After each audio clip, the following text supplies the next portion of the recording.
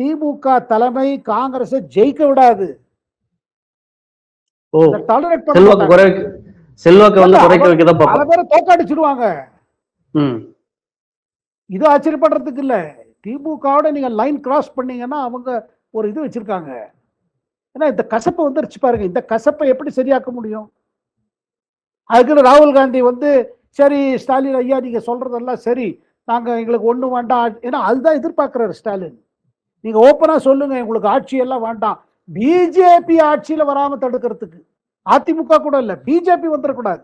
BJP வராம இருக்கிறதுக்கு எனக்கு ஒண்ணுமே வேண்டாம், நீங்க தியாகின்னு சொல்லுங்க, தியாகம் செய்யறேன்னு சொல்லுங்க. அது காங்கிரஸ் எப்படி சொல்லும்? ராகுல் காந்தி எப்படி சொல்லுவாரு?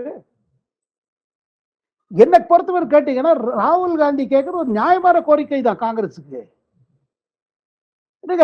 ஒரு இவ்வளவு பெரிய தேசிய கட்சி, எல்லா மாவட்டத்திலயும் காங்கிரஸுக்கு ஒரு கட்ட அமைப்பு இருக்கு. அது சரியால செயல்படலைங்கிறது அது வேற விஷயம். அது காரணம் இந்த இருக்கிற தலைமை. இன்று காங்கிரஸ் தலைமை என்ன இருக்கோ, தமிழ்நாடு தலைமை, அதுதான் காரணம். ஒண்ணுமே படலையா? 5 வருஷம் அவங்க பட்டால் தங்க கான்ட்ராக்ட் கிடைக்கிறதா, அது கிடைக்கிறதா, தங்க பிசினஸ் பார்த்துட்டு இருந்தாங்க. தொகுதிகளை பார்க்கல, மக்களுக்கு என்ன செய்யணும்னு பார்க்கல. இப்ப பாருங்க என்னன்னா, விஜயோட ஓப்பன் இன்விடேஷன் இருக்கு. ஓப்பனா சொல்றாரு அவர், யாரெல்லாம் இந்த ஆட்சியை வீழ்த்தணும்னு நினைக்கிறவங்க, மாற்றத்துக்காக யார் செயல்படுறாங்களோ என் கூட வாங்க. Very clear. ஆனா இந்த முடிவை ராகுல் காந்தி தான் எடுத்தானோ.